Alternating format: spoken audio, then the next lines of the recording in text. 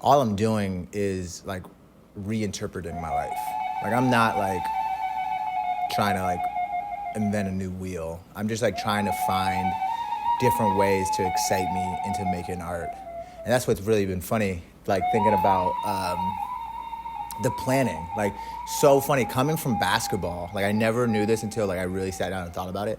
But like coming from basketball, it's this beautiful game where you plan and you work out and you do all these things to like get ready for the game. But as soon as the ball goes up, fucking, you don't know what's gonna happen. You just go play. Like you have done all this and you just go play. You know the rules, you know what you can do, you know what you can't do, you just play and the outcome will be the outcome. And then you dust yourself off and do it again. And that's literally what I've been doing with my practice is like I this like abstract expressionist series is like, again, the rules are I pick up pieces of fabric from the floor that have already been cut, like arrange it to look interesting, and then I used to just keep it like that, but then again, it didn't feel like me. It just felt like another abstract expressionist work. And also it felt like a very much a quilt work. Actually funny, thinking about playing pretend, like I am like pretending to be a quilter. Like I am not. I would never say I'm a quilter, you know? Like my mom's a quilter.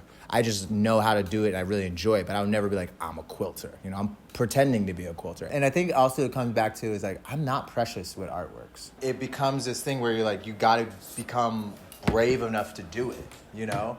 Works are living, they're living things. Like you can always add to them. But now for the first time, I'm getting a bunch of work back and I'm editing it because I think it's just like, cause again, you're just like in a different space and you can add to it. Like a lot of the work, like a lot of framed work is coming back, like behind glass.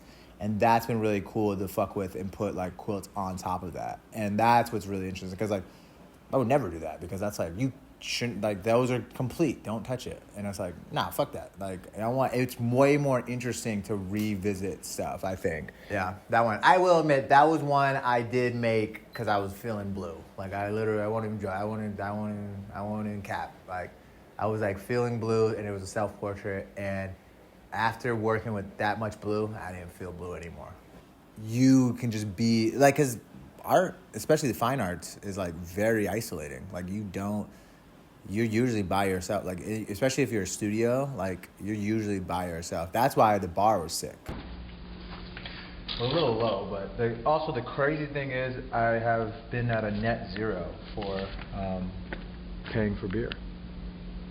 And it was funny because initially I wanted to just do like a normal art show. Like I had new bodies of work I wanted to show. But then my wife, Cecilia, was awesome and said, you could do that anywhere. Like do something that you've always talked about doing, like an installation. I was thinking about like how long I've been quilting and basically I think it's like 7 years maybe, let's say 6-7 years. And I can pretty much do anything in quilting now. And so I was like trying to think of what would be a new skill I want to learn when I have like the time, money, energy, resources, yada, yada, yada, to do it. And woodworking was the thing I wanted to do. And so I set out to make a bar.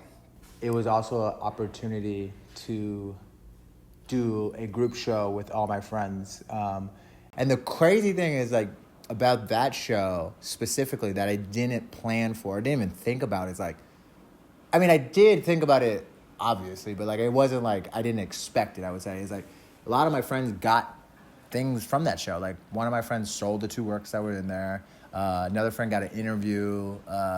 One friend got a show. Another friend got like interest from a gallery. It was like all these things you just don't, you hope for, but then when it happens, you're like, what? This is actually gangster. Like, this is actually so sick. And that's like the thing I think about a lot. It's like, I was talking about previously how like isolating being an artist can be. And this piece specifically, it's really community driven. You know, you have so many other people involved. You know, every event is like a whole new, like it's led by somebody else. I don't lead all the events. Usually I ask people if they want to do something at the bar, and then I take it upon them to pretty much lead it, but I obviously support it.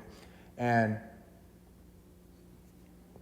going back in the the reoccurring theme of pretending. It was really cool because me and my wife have talked about owning a bar, and it's been so sick to like pretend to be a bar owner and see what it's like.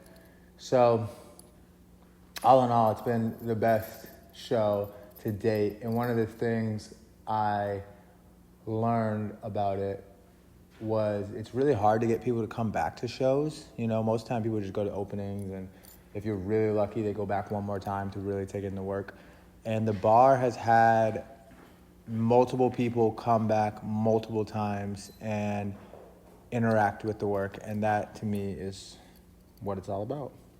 And they really liked it. And I mean, obviously I liked it too, but I'm ready for it to be done, to be honest. It's been very exhausting. And you know, every good thing has to come to an end.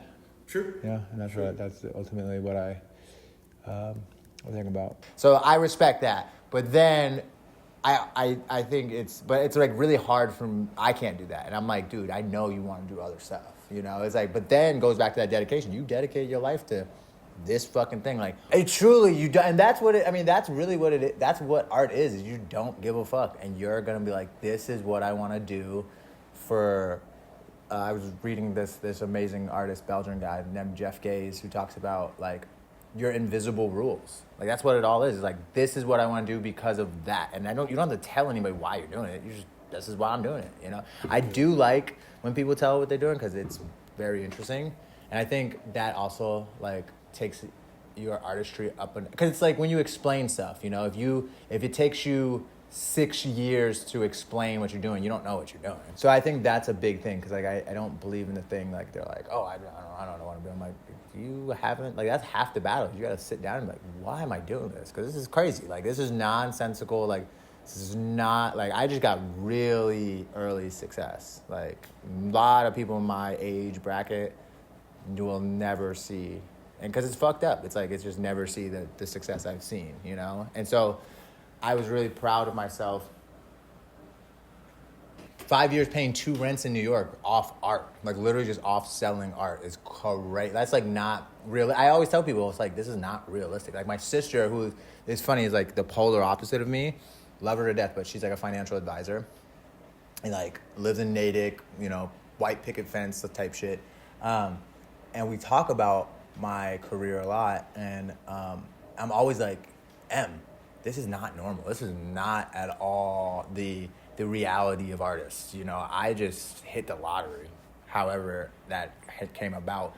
And the funny thing is I talk about luck a lot because everybody's like, how'd you get? I'm like, bro, luck. And people hate to hear that. They're like, no, you're so talented. I'm like, I ain't that talented. Nobody's that talented. Nobody is like, this shit is like the craziest. Like, there's no way you're going to go to an art show and be like, this is the craziest thing I've ever seen. It's like, it's probably really good, but it's like, nobody's that talented just to like have not luck like work out. There's no reason I'm here, really. It's like it's just luck, and that's really what I've been thinking about. Like, it's all luck, you know. It's like a luck of literally. I was thinking about this the other day, and you will get this, and people I don't really bring it up to us, but we're fucking lucky we were born in this century, nigga. We born in 1900. We don't have white girlfriends. That's just not a case, bro. It's just not happening, bro.